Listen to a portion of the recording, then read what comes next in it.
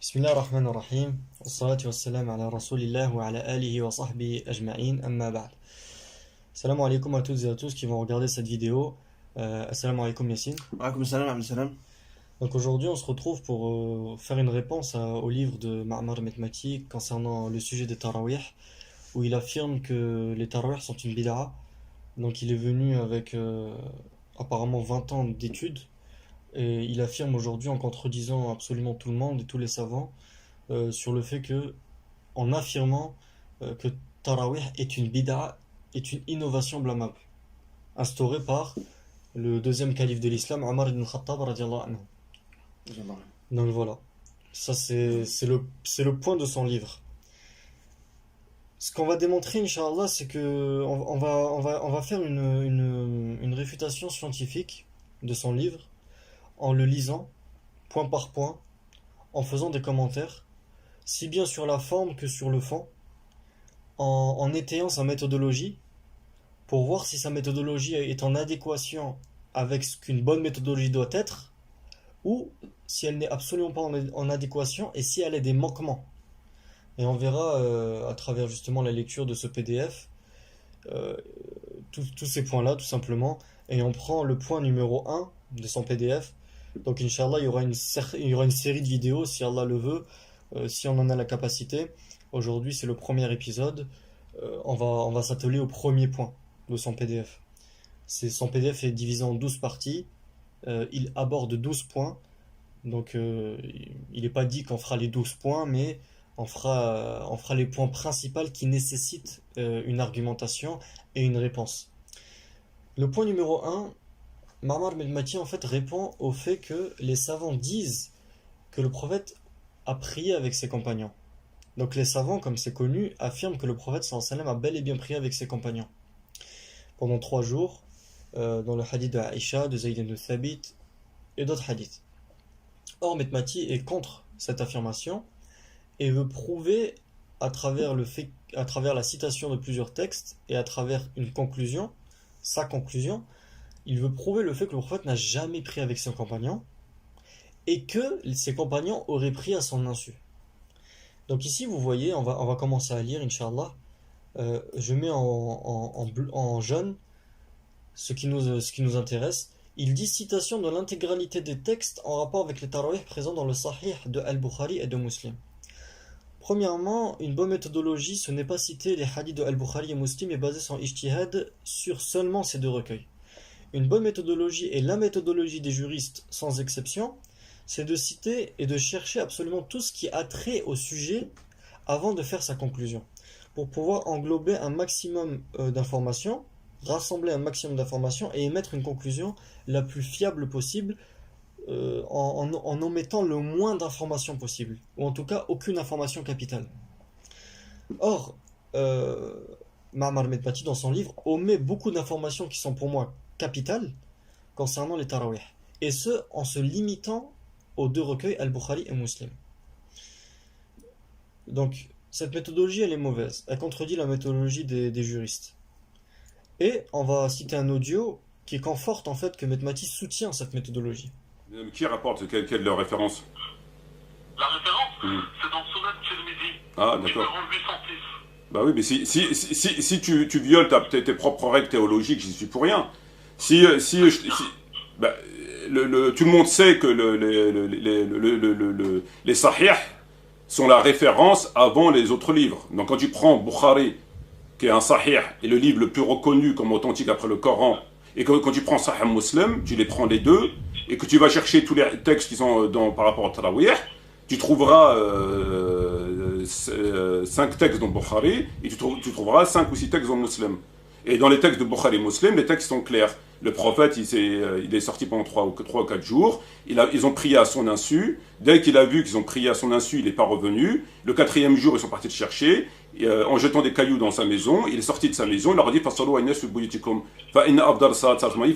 et donc, depuis ce jour-là, ils ont arrêté. Maintenant que si on va chercher des hadiths, il n'y a pas que Tirmizi, tu peux prendre le hadith dans Abi Daoud, où il y a un hadith qui dit celui qui veille avec l'imam pendant le ramadan, il aura telle et telle récompense. Mais ça, c'est pas une méthodologie saine. La méthodologie saine, c'est d'abord de se référer à Bukhari Muslim, et à partir de Bukhari Muslim, analyser les autres hadiths, et non pas l'inverse. Donc si tu prends maintenant Tirmidhi, ou si tu prends Abi Daoud, ou si tu prends comme un autre, il a pris Nas, je sais pas comment il s'appelle, les références, et de ce hadith, tu renverses Bukhari Muslim, et tu vas à l'encontre de Bukhari Muslim selon l'ijma', ça cause un problème. Ça, c'est une méthodologie qui est malhonnête. Donc la méthodologie qui est reconnue par les théologiens, c'est qu'on démarre toujours avec les sahih. À travers donc l'écoute de cette audio, on se rend compte qu'un frère a débattu avec lui, qui lui a cité un hadith rapporté par l'imam at-Tirmidhi, et qu'il a arrêté tout de suite en lui disant que la bonne méthodologie, ce n'est pas d'agir ainsi. La bonne méthodologie, c'est de prendre les hadiths de Al-Bukhari et de Muslim, et d'abord de baser son ijtihad dessus. Ça, c'est faux. Il faut d'abord tout rassembler. Et d'ailleurs, c'est paradoxal. Pourquoi?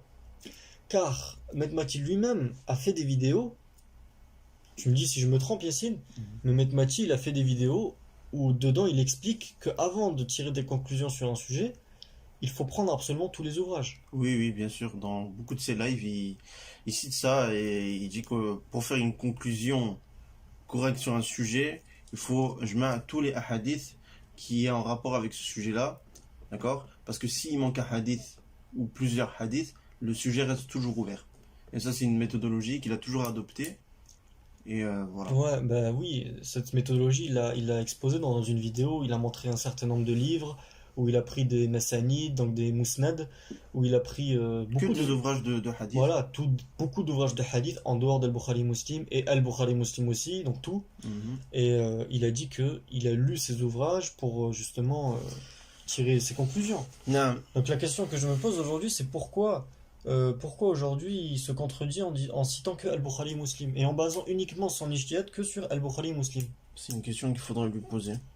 Donc on lui pose cette question, Inch'Allah, pour qu'il nous explique réellement pourquoi Tarawih il a fait une exception sur ça en fait. Non. Pourquoi il a mis de côté les hadiths du prophète sur Tarawih qui sont présents dans Abu Daoud, qui sont présents dans An-Nasa'i, qui sont présents dans Tirmidhi, qui sont présents dans beaucoup d'ouvrages. Pourquoi il les a mis de côté? C'est une question que je lui pose. Donc, on passe ici, il cite un certain nombre de hadiths rapportés par Zayd ibn Thabit, Aïcha, etc. J'ai deux remarques à faire sur le fait qu'il ait cité ces hadiths.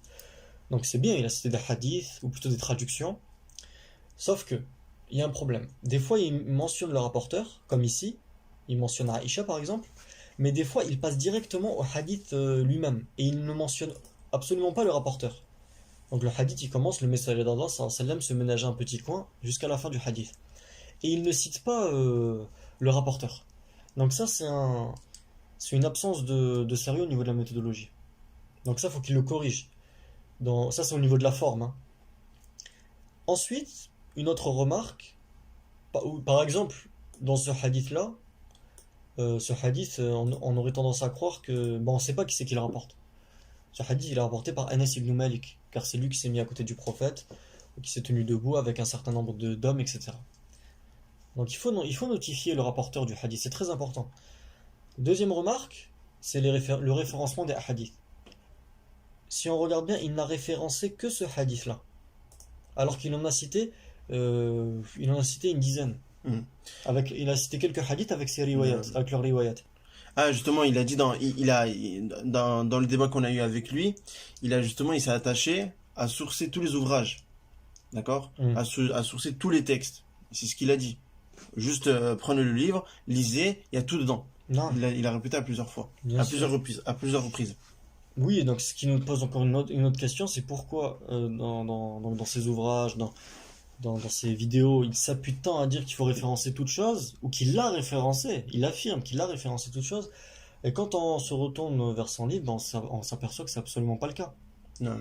Là, on voit la référence que de un hadith, il mentionne que, il mentionne Al-Bukhari, que Al-Bukhari. Là, on voit qu'il a référé que dans le livre Al-Bukhari. Or, au début, il nous dit qu'il a sorti des hadiths dans Al-Bukhari et Muslim. Ça prouve qu'en fait, il n'a pas tout référé. Ensuite, peut-être qu'il a voulu, je me fais l'avocat du diable, comme on dit, peut-être qu'il a voulu tout référer d'un coup. Or, les hadiths qu'il cite ne sont pas tous dans le chapitre qu'il a cité dans ses références. Donc en D'accord. fait, il y a des hadiths qui sont dans tel chapitre, d'autres qui sont dans un autre chapitre. Par exemple, le hadith de Anas ibn Malik ne figure pas dans la prière, dans le mérite de celui qui prie les nuits de Ramadan.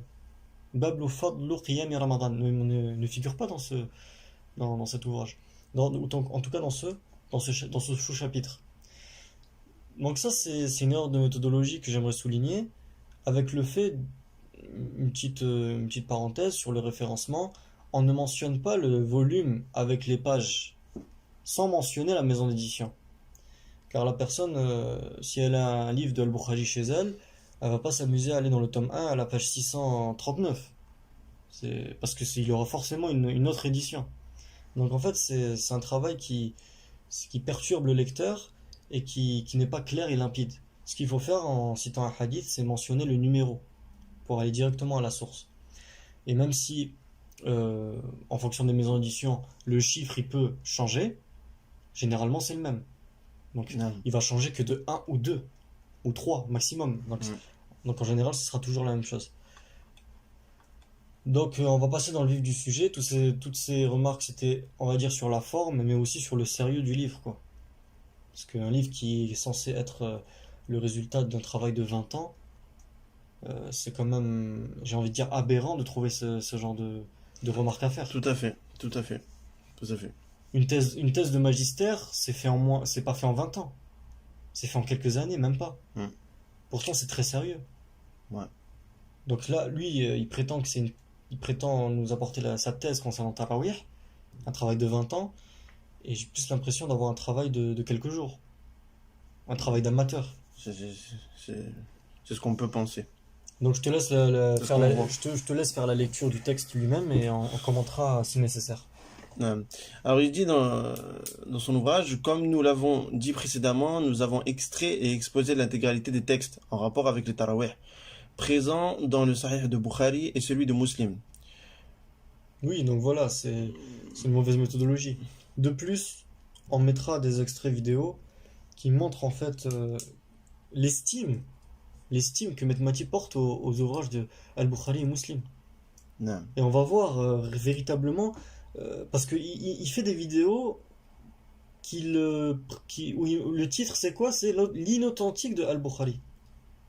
Donc on peut se poser des questions. Non. Un côté, il dit l'inauthentique de Al-Bukhari, et un autre côté, il dit que il faut d'abord prendre Al-Bukhari et Muslim avant toute chose. Non. Les ouvrages les plus authentiques après C'est le les Coran. ouvrages les plus authentiques. Non. Et on va mettre des ouvrages, des extraits, on va les mettre tout de suite d'ailleurs, écoutez. C'est à Regarde, chacun. regarde, je voudrais dire juste deux choses. Celui qui rejette la sunna, c'est un mécréant, c'est un kafir. Et celui qui rejette Bukhari, qui le met à la poubelle, c'est un musulman. Il n'est pas pour autant kafir. Il est musulman au sens strict du terme, il n'y a aucun problème. C'est quoi la sunna? Quand on dit Bukhari, Bukhari c'est la sunna, mais c'est pas vrai. Pourquoi? Bukhari comporte essentiellement des textes qui parlent de tout sauf du prophète lui-même. Il parle de Omar, il parle de l'autre, il parle du machin, il parle de l'autre, il parle de l'autre. Il parle pas du prophète lui-même, de ce qu'il a enseigné le plus souvent. Il parle des choses annexes, en fait. Donc, c'est pas le livre de la Sunna. C'est plus le livre des histoires, des ragots, tout ce que tu veux, que la Sunna au sens strict du terme. C'est vrai que tu as vu dans l'évangile, ils disent souvent l'évangile selon Saint Matthieu, selon Saint Jean, tu vois. Et ben nous, c'est un peu pareil, l'islam selon Saint Bukhari, selon Saint Muslim, tu vois. Donc dans ces extraits, vous avez vu clairement qu'il considère Al-Bukhari non pas comme un livre de Sunna, mais comme un livre de ragot. Il considère que la place de Al-Bukhari et Muslim est la même place que les évangiles rapportés. Donc moi je trouve que c'est quelque chose de... Il considère aussi que renier Al-Bukhari, ça fait pas de toi un apostat, mais ça fait de toi simplement un musulman. Mais c'est le fait de renier tous les hadiths qui font de toi un apostat. Ça c'est faux. À partir du moment où on renie un seul hadith du prophète sallallahu alayhi wa sallam, par les patients, c'est-à-dire pas par les ijtihad, mais par les patients, on le renie parce que ça touche notre nefs, ça touche nos passions, Non. on est mécréant. Non. On est jugé mécréant. Non. Donc c'est quelque chose qui fait sortir de l'islam. Donc comment on peut affirmer que celui qui renie tout Al-Bukhari est quand même encore musulman? Et il dit bien un musulman strict du terme, au sens strict du terme. Au sens strict du terme, d'accord. C'est-à-dire qu'on ne peut rien lui reprocher. D'accord, donc voilà, faut s'interroger. Je te Non. laisse poursuivre.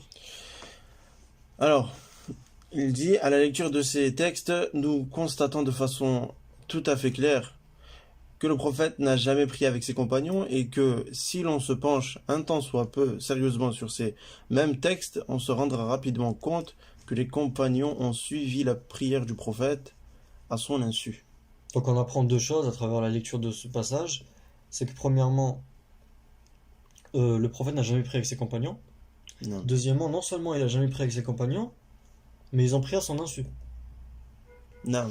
Donc ces deux affirmations, elles sont complètement fausses, au vu des hadiths que lui-même a cités. Et on verra dans les mêmes hadiths qu'il a cités que le prophète a bel et bien prié avec des termes précis. Il a prié avec ses compagnons, et que les compagnons ont prié avec le prophète sallallahu alayhi wa sallam. Non. Et que on reviendra sur le fait que prier à son insu, on y reviendra. Donc je te laisse faire la lecture. Il dit, sinon comment pourrions-nous expliquer ces segments de phrases extraits des textes précédemment cités?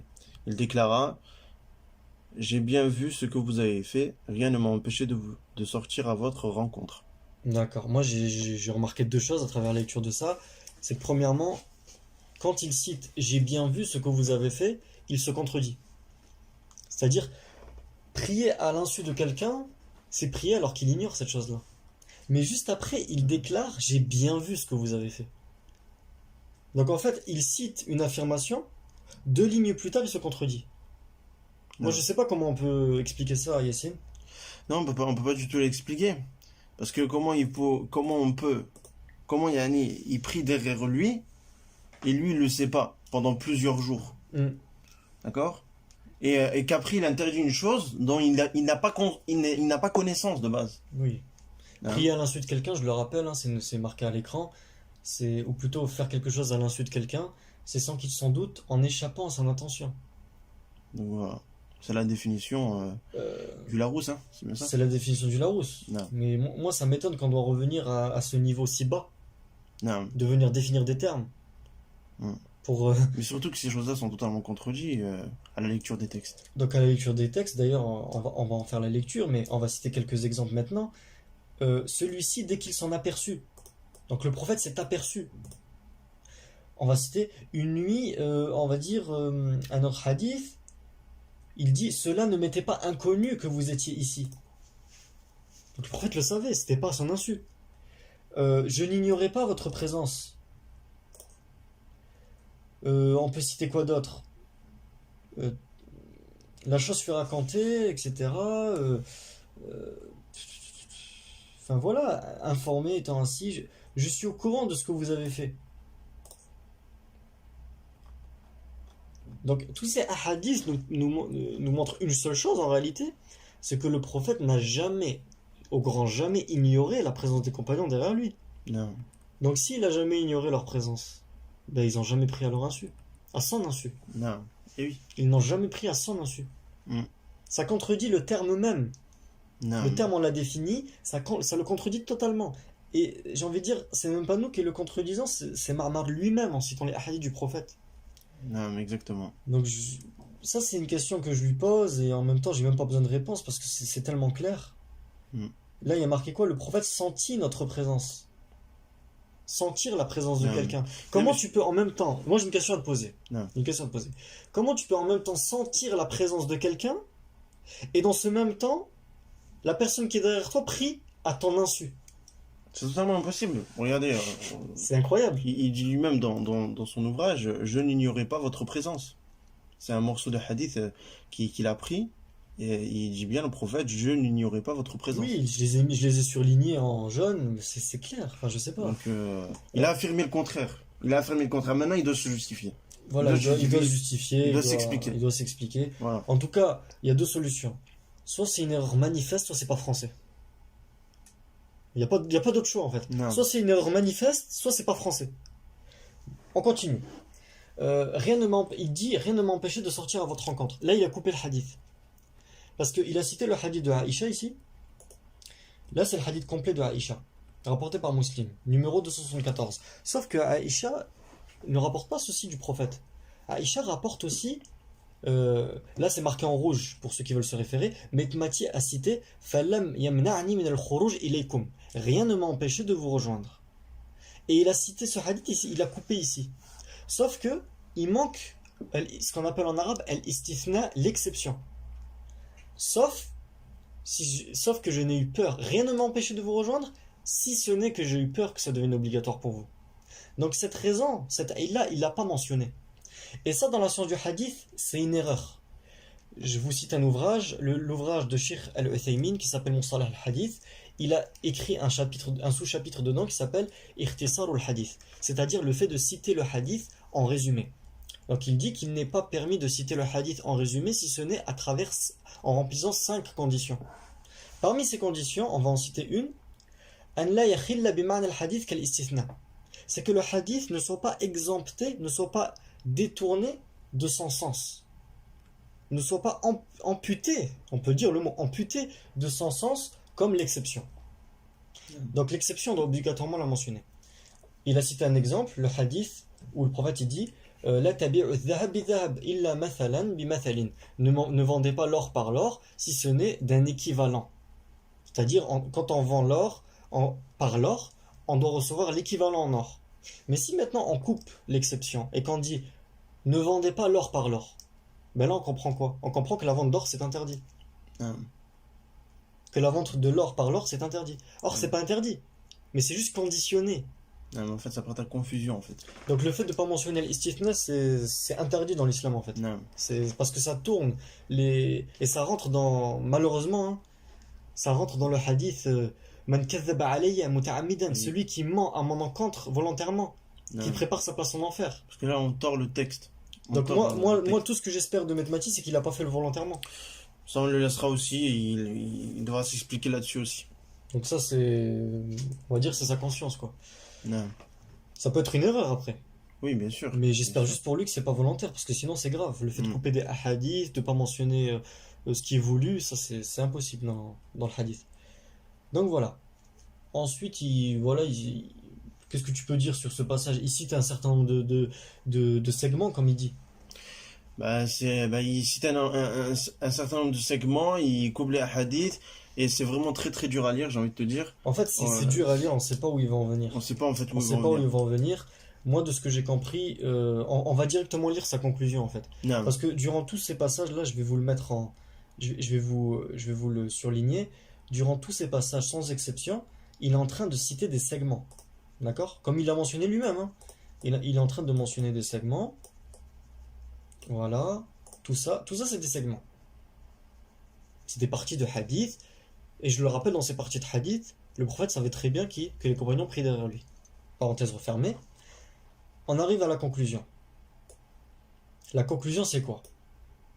Comme ça, on va savoir pourquoi il a cité tout ça. Non. La conclusion, c'est que, je te laisse la lire. Il dit, il me semble tout à fait clair que le prophète n'a jamais prié avec ses compagnons. Il a mis ça en rouge. Et qu'en réalité, les compagnons ont suivi la prière du prophète, à son insu.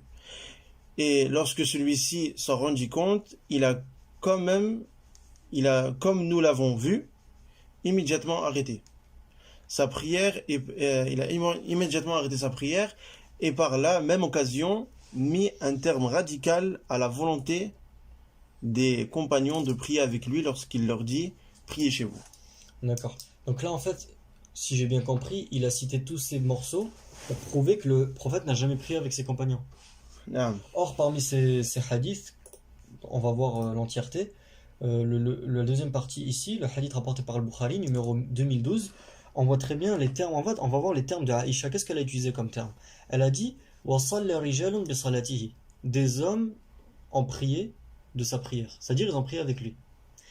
La première nuit. La deuxième nuit, elle utilise quelle expression? Elle dit c'est réuni plus de gens que la veille. Donc, le prophète a prié et les gens ont prié avec lui. Cette fois-ci, c'est fasallu ma'ahu. Donc, c'est encore plus clair. Même si avant c'était très clair, mais c'est plus clair pour Metmati. Parce que selon Metmati, je le rappelle, fasalla bi salatihi, ça veut pas dire qu'ils ont prié avec lui, Ça veut dire qu'ils ont prié soit à son insu, soit Imité. ils ont imité. Non. Enfin, ça veut tout dire sauf qu'ils ont prié avec lui. Exactement. Et on mettra l'extrait tout de suite. Je te mets au défi, devant tout le monde qui nous écoute, de nous sortir ton hadith où le prophète a prié avec les compagnons. Donne-nous ce hadith. Je l'ai cité. فَصَلَّى بِصَلَاتِهِ Il n'a pas prié avec eux, c'est faux. C'est faux parce que quand tu lis le hadith, ils ont imité Fasala Bisalatim, ça veut dire qu'ils ont imité et tu as la preuve dans le texte. Donc à travers cet extrait, on voit très bien que selon Metmati, Fasal et Bisalati, ça veut pas dire ils ont prié avec lui. Ça veut tout dire sauf ça. Donc il faudrait qu'ils nous disent ça veut dire quoi Fasal et Bisalati. Et on voit très bien qu'Aïcha, elle a utilisé des synonymes en fait. C'est-à-dire quand elle a décrit ce qui s'est passé le premier jour, elle a dit que les compagnons ont prié avec sa prière, Fasallu Bisalatihi. Et dans le deuxième jour, elle a dit Fasallu Ma'ahu. Donc en fait, elle a utilisé des synonymes. Parce que les deux se disent. Et dans la langue arabe, Salla Bisalatihi, ça veut dire prier avec lui. Ça veut rien dire d'autre. Et on va prendre comme cela des autres arguments. Par exemple, ce qui est mentionné dans la Sirah d'Ibn Hisham, où Jibril a appris au prophète sallallahu alayhi wa sallam à prier. Donc au début de la révélation. Donc il est dit dans le texte ici, si vous suivez la souris, wa salla Rasulullah sallallahu alayhi wa sallam bi salatihi. C'est-à-dire le prophète a prié bi salati Jibril. A prié avec la prière de Jibril. Donc a prié avec Jibril. Ça prouve quoi là? Ça veut pas dire que le prophète a prié à l'insu de Jibril. Ça veut pas dire que le prophète n'a pas prié avec Jibril. Non, ça veut dire qu'il a prié avec Jibril. Que Jibril lui a appris la prière. Un autre extrait, quand le prophète a appris la prière à Khadija cette fois-ci. Ben, les mêmes termes sont utilisés. Fasalat bisalatihi. Khadija a prié bisalatihi, par sa prière. C'est-à-dire a prié avec lui. Donc en fait, ce terme, il est très clair. C'est un synonyme de fasalat ma'ahu. Elle a prié avec lui. Donc voilà, vous pouvez vérifier, tout est clair ici. Et une dernière parenthèse, c'est comme un converti qui apprendra à faire la prière, que vous ramenez à la mosquée, et vous le faites tout simplement, il prie avec vous en fait. Non, on lui apprend la prière et... On lui apprend la prière. Non. Et ça c'est connu même dans les livres de fiqh, j'ai envie de dire, dans la prière du voyage, quand la personne elle veut rattraper sa prière, ou même autre que la prière du voyage, la personne qu'est-ce qu'elle fait? Eh ben, elle se joint au rang. Et dans les textes, dans les hadiths, il est bien marqué Fasalla bisalatihim ou Salli bisalatihim, prie avec leur prière, c'est-à-dire prie avec eux. Et il est tout à fait autorisé de rejoindre quelqu'un derrière lui. Il est tout à fait autorisé. Et on considère ça comme une prière en groupe. Non. On considère pas ça comme une prière à l'insu de qui que ce soit. Et le fait de dire prier à l'insu du prophète, c'est comment dire, c'est un rabaissement du prophète. Parce que le prophète, il porte en lui le message. Il se doit de corriger ses compagnons. S'ils font des erreurs, s'ils font des actes interdits, il se doit de les corriger. Il ne les a jamais corrigés sur ça. Il est là justement pour légiférer en fait. Il est là c'est son rôle. C'est son rôle. Comment on peut mieux lui expliquer son rôle alors que c'est son rôle lui-même? Moi je comprends pas. Moi aussi. Franchement je comprends pas aussi. J'arrive pas à comprendre. Comment on peut dire que les compagnons ont prié à son insu? Mais si ils ont véritablement prié à son insu, mais c'est son rôle de les rectifier. Or il les a jamais repris sur ce point. Jamais. Ensuite, donc, il affirme toujours que le prophète n'a jamais prié avec ses compagnons. Or, je vais citer juste un hadith rapporté par Abu Dhar, qui est très clair et que Ma'mar Metmati refuse d'accepter. Mais on va voir que ce hadith est très authentique et qu'il n'est pas à rejeter en fait. Et que celui qui l'a rejeté, il a fait une grosse erreur. Donc là, en vert, le hadith, il est au numéro 1375. Et en vert, on peut voir Faqama bina. Donc il a fait le qiyam avec nous. Il a prié avec nous. Bina, avec nous. C'est très clair en langue arabe. Il n'y a pas besoin de... Donc il a prié avec nous. Puis, un autre jour, il a prié avec nous. Et le troisième nuit, il a prié avec nous. Toute la nuit. Il a prié toute la nuit. Donc comment un acte qui est fait sur un long terme, répété, et surtout toute la nuit, jusqu'à qu'ils avaient peur de rater le suhour. Même dans les hadiths al-Bukhari, la mosquée s'est remplie. Oui, c'est ça. Il faut s'imaginer la scène quand même. C'est ça, bah oui.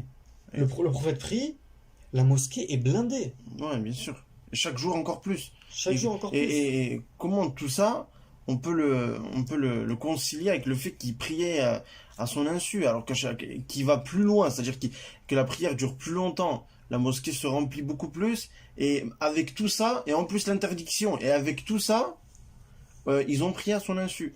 Donc Bah, franchement, c'est avec tout c'est ça, de la folie. avec tout ça, ils ont pris à son insu, mais ils ont pas pris en fait. C'est ça, Parce qu'ils ont jamais pris avec lui en fait. c'est ça. Franchement, je comprends pas. Parce que le prophète n'a jamais pris avec ses compagnons. Non. Bon, c'est ok. Donc l'imam al-Bayhaqi, il dit à la suite et aussi, une petite parenthèse, le prophète il dit dans ce hadith qu'il a rassemblé sa famille, ses femmes, ainsi que les gens. Donc il les a rassemblés en fait. Donc en fait je comprends pas. Ils ont prié à son insu alors que c'est lui-même qui les a rassemblés. Agib. Je répète, hein,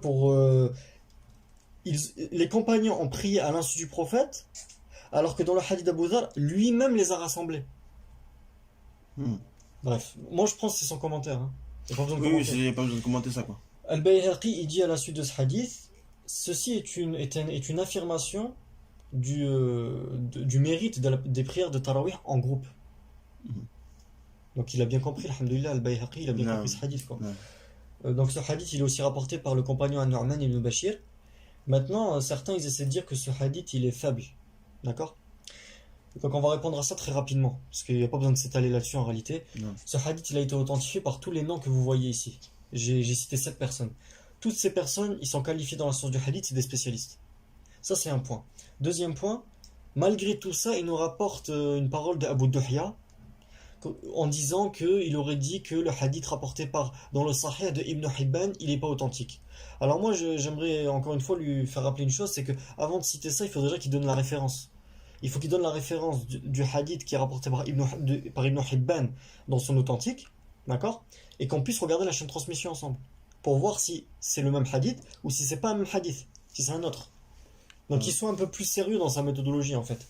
Maintenant, on va regarder la chaîne de transmission. Il y a 5 hommes dans la chaîne de transmission avec le compagnon Abu Dharr.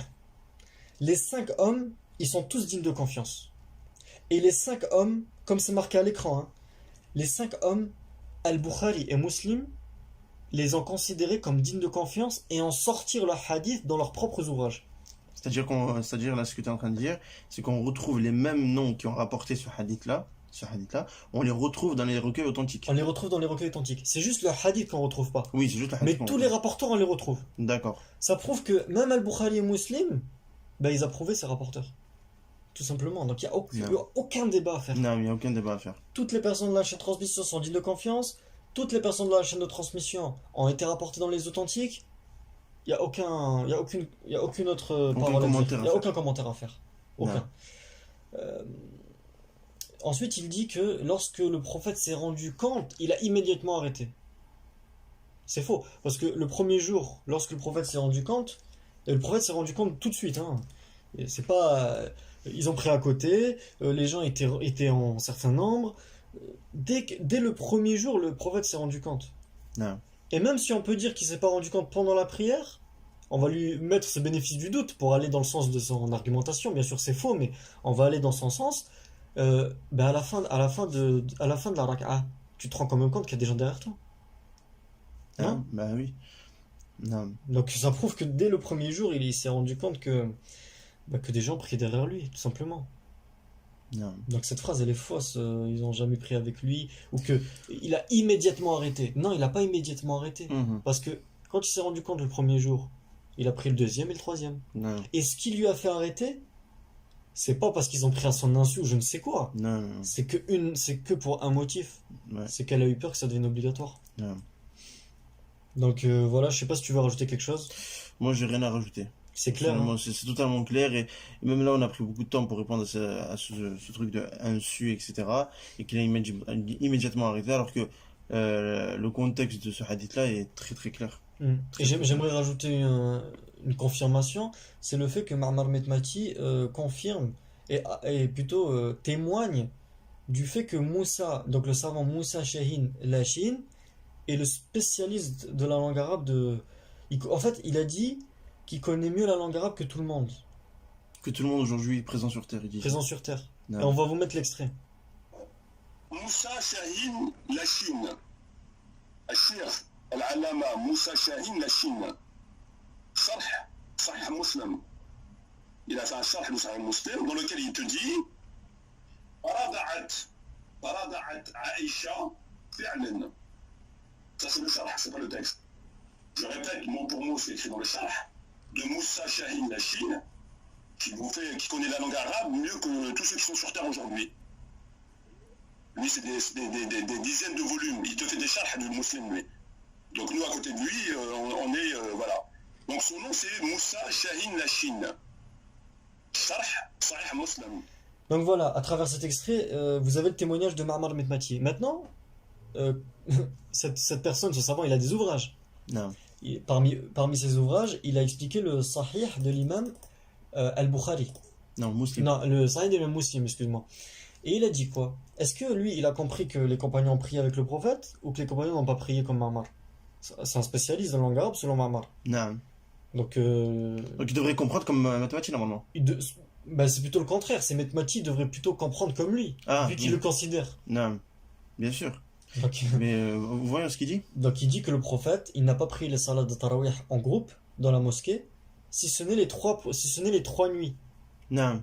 Donc en fait, il affirme que dans ce hadith, le prophète a prié 3 nuits. D'accord? Donc pourquoi Metmati ne comprend pas ce hadith comme l'a compris le meilleur dans la langue arabe sur cette terre? Je sais pas. Encore une fois, c'est une question. Faudrait aussi lui demander s'il fait pas partie des deux catégories qu'il a citées au début de son ouvrage sur sa phrase. Oui, celui qui ne connaît pas Tarawih est soit un ignorant, Soit il maîtrise pas le sujet. soit il maîtrise pas le sujet. Non, donc il faudrait demander en fait dans quelle case on le met. Oui, bah déjà il n'est pas ignorant, parce qu'il a dit que c'est le meilleur dans la langue arabe. D'accord. Donc forcément il maîtrise pas le sujet. Non. Pourtant Metmati il a dit lui c'est des dizaines de volumes. Ouais, et lui c'est des dizaines de volumes qu'il écrit. Donc quand même il approuve un minimum son travail. Exactement. Bon, ben selon lui Il reconnaît un peu son travail quand même. voilà, il reconnaît un peu son travail, ben apparemment sur Tarawih il reconnaît pas. Il considère qu'il Faudrait lui poser la faudrait question. voilà, Faudrait lui poser la question. On va encore lui une laisser fois, le bénéfice du doute quand même. voilà, comme d'habitude, comme d'habitude. Il termine ses propos en citant deux paroles, une parole de Cheikh Al-Fawzan et une parole de Cheikh Al-Albani, où il dit, je te laisse lire. Alors comment peut-on dire par exemple, il en est de même des prières de Tarawih, en effet le prophète les a accomplies quelques nuits avec ses compagnons, mais s'est absenté au cours de certaines nuits, de crainte que ces prières ne deviennent obligatoires. Donc ça c'est la parole de Cheikh Al-Fawzan, Voilà. d'accord? En fait, il s'étonne de sa parole. Alors que non, sa parole, c'est exactement les hadiths. Je cite, le prophète les a accomplis quelques nuits avec ses compagnons. Oui, c'est ce qu'on a vu. Je vous remets le texte, qui est très clair. Il est juste ici. Ici, vous voyez, à la souris, là, فَاجْتَمَعَ أَكْثَرْ مِنْهُمْ فَصَلُّوا مَعَهُ. Ils ont prié ma'ahu avec lui. Donc, quand on regarde la parole de Cheikh Fawzan et qu'on revient au hadith, c'est exactement ce qu'il y a dans les hadiths. Il n'y a aucun problème. Ah. Donc on continue. Ensuite il dit, Il dit quoi? Il dit mais c'est absenté au cours de certaines nuits. Non. Il a raison, de crainte que ces prières deviennent obligatoires. Il a encore raison. il a encore Donc raison. pourquoi il met en rouge en s'étonnant de ses propos? Parce que lui je pense qu'il prend qu'une partie du hadith, c'est-à-dire prier chez vous. Tandis que les savants lui ils prennent tous les hadiths. Ils prennent Ouais, tous les hadiths. en fait, il délaisse toute l'histoire des Tarawih. Exactement. Il se focalise sur prier chez vous. Et Priez d'ailleurs, chez il a mis en gras, en majuscule. Et il l'a répété beaucoup de fois dans l'ouvrage. Beaucoup de fois. Ouais. Et même dans le débat, il le répète constamment. Exactement. Donc il reproche aux savants une chose que lui-même fait. C'est-à-dire qu'il Exactement. reproche aux savants de faire leur ijtihad que sur une partie du hadith. Mm. Mais déjà, premièrement, c'est faux. Mais on pourrait lui reprocher la même chose. Mm. Parce que lui-même, il se focalise que sur prier chez vous. Bien sûr. Et que c'est- Il délaisse Donc, l'histoire, voilà. il délaisse la illa, le motif, pourquoi. Le pourquoi du comment, il le met de côté en fait. Exactement. Il le met de côté. Non. J'aimerais juste notifier une chose. Il cite la parole des Cheikh Fawzan, les compagnons continuèrent à les prier individuellement. Ça c'est faux, Cheikh Fawzan n'a pas dit ça. Cheikh Fawzan dans son ouvrage Al-Bid'a, donc il met bien la référence, l'hérésie, Cheikh Saleh Al-Fawzan, et édition Assia. Bon, ça m'attriste qu'ils mettent des éditions en français. À son niveau, il aurait dû mettre des éditions en langue arabe. Et d'ailleurs, le fait qu'il les ait mis en français, ça conduit à des erreurs. Parce que c'est pas ce qu'il dit, Cheikh Fawzan. Moi, je vais vous remettre son ouvrage en langue arabe. Cheikh Fawzan, il dit Donc ça, c'est marqué en jaune, c'est surligné en jaune. Il dit واستمر الصحابة رضي الله عنهم يصلونها أوزاعا متفرقين في حياة النبي صلى الله عليه وسلم وبعد وفاته. Il dit les compagnons ont continué à prier ces prières en groupes dispersés durant la vie du prophète sallallahu alayhi wa sallam ainsi qu'après sa mort. Et ça, on verra, ça sera des vidéos précises sur ce sujet, c'est pas le propos, mais on voit juste, je sais pas si c'est une falsification, le fait qu'il ait suivi une traduction, donc une erreur de traduction, mais dans ce cas-là, en tout cas, c'est catastrophique parce que il vérifie même pas son ouvrage en fait. Il vérifie même pas les propos qu'il cite dans leur langue originale. Donc il impute aux savants des propos qu'ils n'ont même pas dit. Donc non, il n'a pas dit que les compagnons continuent à prier individuellement. Non, il a dit que les compagnons les ont priés en groupes dispersés. Et ça, c'est complètement différent. Oui, c'est totalement différent. C'est bien totalement sûr. différent. Donc ensuite, il finit avec la parole de Shir al-Albani, mais c'est la même chose. D'accord? Il s'étonne d'une chose qui est très claire. Comme on l'a dit, c'est la même chose. Dernier point que j'aimerais aborder avec vous, c'est concernant le fait que Maître Mati a cité un certain nombre de segments. Pourquoi il a cité ces segments en fait? C'est que moi, de ce que j'en ai compris, même si c'est assez difficile à comprendre, parce que c'est assez indigeste de lire tout ça, en fait, moi, de ce que j'ai compris, il a cité ces choses-là pour plusieurs raisons. Parce que le prophète a prié de derrière un mur. Parce que aussi, le prophète, lorsque les compagnons se sont rassemblés derrière lui, il a raccourci sa prière. Parce que aussi, il a fait quoi? Il s'est assis aussi. Et il a fait une cellule. Donc selon Ma'mar al-Medbati, ceci en fait veut dire quoi? Veut dire que ces actions de la part du prophète sallallahu alayhi wa sallam pousseraient à croire que le prophète n'était pas d'accord avec ce que les compagnons ont fait. Or ça c'est faux, encore une fois. Ce qui a poussé à agir le prophète ainsi, c'était encore une fois qu'il a eu peur que ça devienne obligatoire. Et on va lire juste une parole, pour pas être trop long et pour clôturer la vidéo, une parole de l'imam du grand savant Ash-Shawkani dans son livre Nail al-Awtar, dans le bab du fait qu'il est autorisé de babu intifal al-munfarid imaman fin nawafil. Et il cite une parole, il cite le hadith de Anas, le fait que Anas s'est rassemblé avec le prophète et que le prophète sentit sa présence et que de par ce fait-là, il a raccourci sa prière. Et il cite la raison à l'imam Ash-Shawkani. Il dit que ce fait-là, et vous pouvez retrouver ce texte en arabe en rouge et la souris est dessus, ce texte-là, le prophète sallallahu alayhi wa sallam, il a raccourci sa prière parce qu'il avait peur que ça devienne obligatoire comme c'est mentionné dans tout le reste des hadiths. Non. Donc le motif il est présent, il est clair. Non. Il a pas raccourci sa prière parce qu'il a pas aimé ce qu'ont fait les compagnons. Parce que sinon, il les aurait reprochés. C'est son rôle de législateur, comme on l'a vu au début. C'est son rôle de dire ce qui est bon, ce qui n'est pas bon. Donc si ça ne serait pas bon, et si il désapprouverait cette action, il l'aurait clairement dit, quoi. On n'a pas besoin de... On n'a pas besoin de commenter en ça. fait, on n'a pas besoin que quelqu'un vienne 15 siècles après pour dire que le prophète n'a pas aimé ceci. Le prophète, il a une langue, c'est son rôle, en fait. C'est son but, c'est pour ça qu'il a été là. C'est son but, c'est son rôle, tout simplement. Donc... Commenter ça, franchement, c'est grave. C'est grave quand même. C'est grave. Et il dit pour finir, il n'y a pas dans le raccourcissement de la prière du prophète sallallahu alayhi wa sallam et le fait qu'il est rentré dans sa prière, ce qui indique sur le fait que ce n'est pas permis de faire ce qu'ont fait les compagnons. Ça c'est l'imam Shawkani qui lit, vous pouvez lire, hein. Voilà. Car si ça ne serait pas permis, il dit, le prophète l'aurait clairement dit, quoi. Bien sûr, clairement dit. bien sûr, bien sûr. Voilà. لأنه لو كان غير جائز لما قررهم على ذلك بعد علمه به. Si ça serait autorisé, le prophète il n'aurait pas fait une approbation. Donc voilà, écoutez, on va conclure. En conclusion, ce premier point, c'est du grand n'importe quoi, hein. Bien sûr, parce que là, carrément, il bafoue des fondements, mais... Je résume les plusieurs points. Premièrement, méthodologie. Il prend que le Bukhari Muslim, c'est faux. Deuxième point, le fait qu'il rapporte les hadiths en les coupant, en ne mentionnant pas l'istithna, c'est-à-dire l'exception. Troisième point, quand il fait la référence des hadiths, il a fait mal. Quatrième point, quand il rapporte un hadith, parfois il cite le rapporteur, parfois il ne le rapporte pas. Donc erreur méthodologique. Cinquième point, il dit que les compagnons ont pris à son insu, ce qui est faux. Car prier à l'insu de quelqu'un, c'est prier sans qu'il le Sans sache. qu'il le sache. Or, le prophète, dans tous les hadiths qu'on a vus, et que lui-même a cités, il le savait très bien. Donc ça, c'est faux aussi. Sixième point, qu'il Et- n'a jamais prié avec ses compagnons. Non. C'est faux. Septième point, il ne revient pas vers l'arabe. Il ne revient pas vers l'arabe pour traduire les paroles des savants.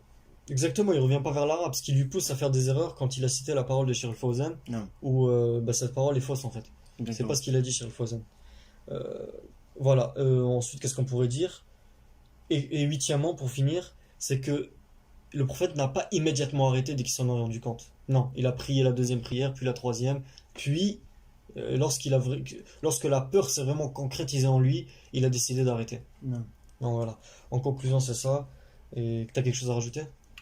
Moi, la seule chose que j'ai à rajouter, c'est que on a posé des questions mathématiques dans cet audio. J'aimerais bien qu'il réponde soit lui ou soit un de ses compagnons. Et pour les personnes qui vont commenter, voir cette vidéo, s'il y a quoi que ce soit, Le mail, il est à la fin. le mail il est à la fin. Vous pouvez nous contacter, il n'y a aucun problème. Si vous voulez, on discute. Si vous voulez, on débat. Il n'y a aucun problème. Le sujet, on est ouvert au débat. D'accord? Donc voilà. Les commentaires, ils seront activés. On va les activer. Ouais. Par contre, on tolère aucune insulte, aucun débordement. Voilà. Et aussi, on va tolérer une chose qui n'est pas tolérée aujourd'hui, ou qui est sûrement délaissée aujourd'hui, c'est l'intelligence.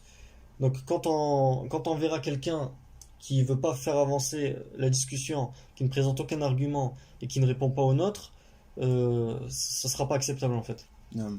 D'accord? Donc On, voilà. On en a marre des gens qui... Non. Enfin, voilà. On le bloquera. Voilà. ou- Les gens qui parlent mais sans aucun argument, sans aucune preuve, que Non. en répétant. Alors que- peut-être juste le commentaire sera supprimé. Hmm. On bloquera pas les personnes.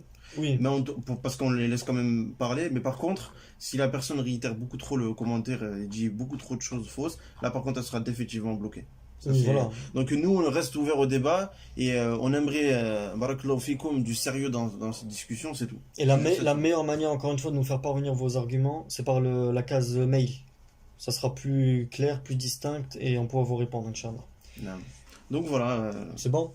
Donc après tout ceci dit, on dit Allahu A'lam, Allah est plus savant de toutes choses. Et wa sallallahu wa sallam ala nabiyyina Muhammad wa ala alihi wa sahbihi ajma'in. On prie sur le prophète sallallahu alayhi wa sallam. Et alhamdulillah rabbil alamin, toutes les louanges reviennent à Allah. Allahu A'lam.